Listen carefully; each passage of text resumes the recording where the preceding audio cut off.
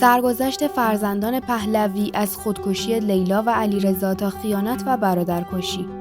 خاندان پهلوی آنقدر ظلم در قبال مردم ایران داشتند که سرگذشت هر کدام از این خانواده را ورق میزنید با نکبت و رذالت همراه است.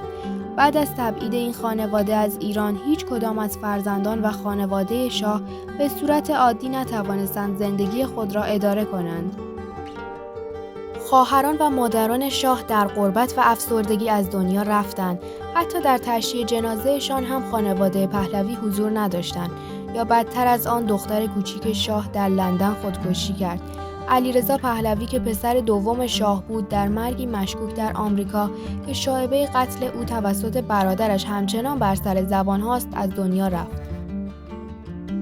فرزندانم در حالی که در محوطه کاخ نیاوران بازی می‌کردند، شعارهای مرگ بر شاه را می‌شنیدند و همین موضوع تأثیر بسیار بدی به روحیه آنها گذاشت. پس از مردان شاه، همسر، فرزندان و خواهران و برادران او هر کدام مسیر خود را برای ادامه زندگی انتخاب کردند. وجه تشابه این مسیرهای متفاوت، بهره‌مندی تمامی آنها از ثروتی عظیم بود.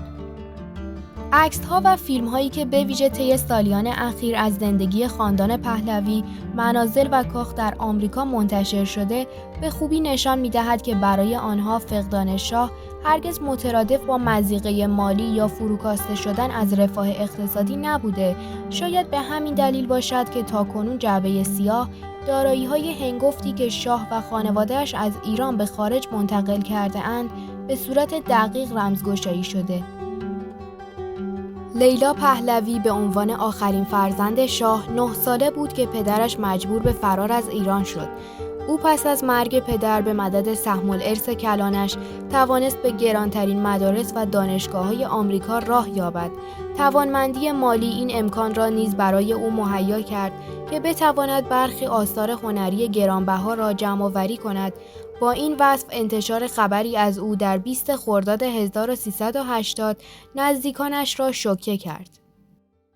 لیلا پهلوی در این تاریخ در هتل لئونارد در مرکز لندن به سر می برد و با مصرف 270 قرص خواب‌آور به زندگیش پایان داد.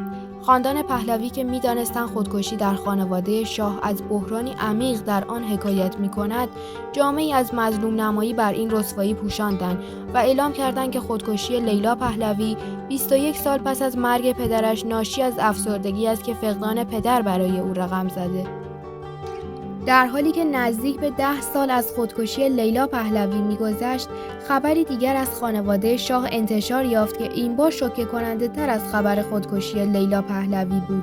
بر اساس گزارش‌ها، علیرضا پهلوی، سومین فرزند شاه، در 14 دی 1389 در منزل شخصیش در بوستون آمریکا به زندگی خود پایان داد. علیرضا 44 ساله برای خودکشی از راهکاری خشن‌تر استفاده کرد و دست به اسلحه شد تا هیچ امکانی برای بازگشت به زندگی وجود نداشته باشد. او حدوداً 12 ساله بود که پدرش از ایران فرار کرد. علیرضا نیز مانند لیلا توانسته بود با بهره بردن از میراث شاه در برخی از هزینه‌مندترین دانشگاه‌های آمریکا درس بخواند. با این وصف توجیه خودکشی علیرضا برای خانواده شاه بسیار سخت بود. این بار هم آنها ترجیح دادند به جای بازگویی حقیقت، خودکشی علیرضا را ناشی از افسردگی بخوانند که پس از خودکشی خواهر کوچکترش لیلا گریبان او را گرفته است.